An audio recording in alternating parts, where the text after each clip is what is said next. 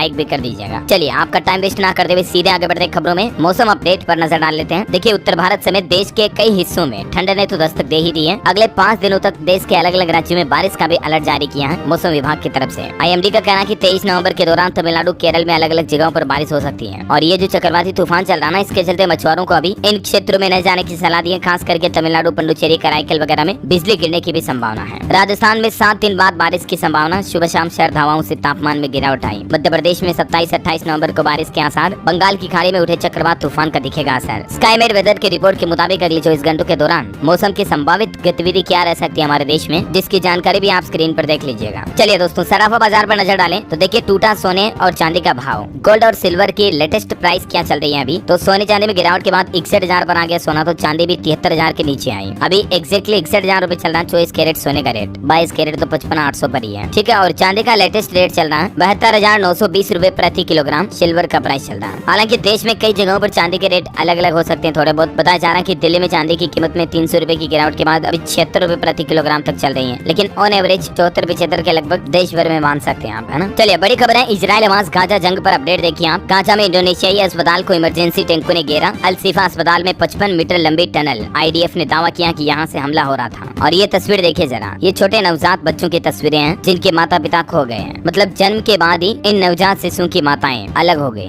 दूर हो गई। वजह यही बड़ी जंग है। अब जरा सोचिए, 2 देशों की जंग का नतीजा इन मासूमों को दुख झेलना पड़ रहा है। और इजरायली संसद के डिप्टी स्पीकर की दूसरी बार मांग है कि गाजा में आग लगा दो। कैबिनेट मीटिंग की लिस्ट पर नेतन्याहू भी सख्त हुए हैं। और इसी बीच बताया जा रहा है कि इजराइल की एक बड़ी शिप को हाईजैक कर लिया गया है। यमन के हूती विद्रोहियों ने जहाज के अपहरण का एक वीडियो भी जारी किया, जिसमें दिखाया जाता है कि जहाज जब समुद्र से चल रहा था तो उस पर ऊपर हेलीकॉप्टर के जरिए कुछ लोग उतरे और शिप को हाईजैक किया। और हूती विद्रोहियों का कहना कि ये तो सिर्फ शुरुआत है। तो ये कुछ माहौल चल रहा है दुनिया में। चलिए अगली बड़ी खबर देखिए। हमारे देश की राजधानी दिल्ली में वायु गुणवत्ता बहुत खराब श्रेणी में चल रही है। ट्रकों के प्रवेश पर प्रतिबंध तो हट चुका है, लेकिन कोई बड़ी राहत मिलने की उम्मीद नहीं दिख रही है, क्योंकि दिल्ली में AQI फिर से 300 के पार पहुंच गया है। वैसे दिल्ली में 10 दिन बाद स्कूल खुले, ट्रकों की एंट्री और कंस्ट्रक्शन वर्क पर लगी रोक को भी हटाया गया। और वहीं निवेशकों के लिए अपडेट है, खुलने से पहले ही टाटा के IPO ने बनाया रिकॉर्ड। ग्रे मार्केट में GMP काफी हाई चल रहा है। मतलब लोगों की इस IPO में निवेश करने की चाहत बहुत ज्यादा है। चलिए खबर है टेक्नोलॉजी से अच्छी खबर देखिए। स्पीड चालान को लेकर अब नहीं करनी होगी कोई भी फिक्र। गूगल मैप की तरफ से एक नया फीचर जारी किया गया जो आपको पहले से अलर्ट कर देगा। या गूगल मैप्स पर अब आपको स्पीडोमीटर फीचर भी दिखेगा, जिसमें आपको पता चल जाएगा कि हाईवे में किस किस जगहों पर स्पीड चेक करने के लिए स्पीडोमीटर लगाए गए हैं। ऐसा हालांकि इस फीचर का गलत इस्तेमाल ना करें, वरना एक्सीडेंट वगैरह और बढ़ सकते हैं। और बड़ी खबर आ रही कि वीडियो लाइक करो और लाखों रुपए कमाओ। इस तरह के साइबर ठगों और जालसाजों से सावधान रहें। दिल्ली के एक शख्स ने 13 लाख रुपए कमा दिए। सरकार ने लोगों को हिदायत दी और कहा कि आजकल व्हाट्सएप, फेसबुक, टेलीग्राम ग्रुप पर चैनल बनाकर लोगों को इस तरह के मैसेज भेजे जा रहे हैं, जिनसे भोले भाले लोग फंस जाते हैं। लेकिन आप हमेशा ध्यान रखें, ठीक है ना, ये चीजें सच नहीं होती हैं। चलिए कुछ एजुकेशनल खबरें देखते हैं। देखिए हमारे देश के शिक्षा मंत्री का कहना है कि स्कूलों के सिलेबस पाठ्यक्रम में वेदों को शामिल करने के लिए 100 करोड़ रुपए खर्च किए जाएंगे सरकार द्वारा। और वहीं दिल्ली में LG ने 10,200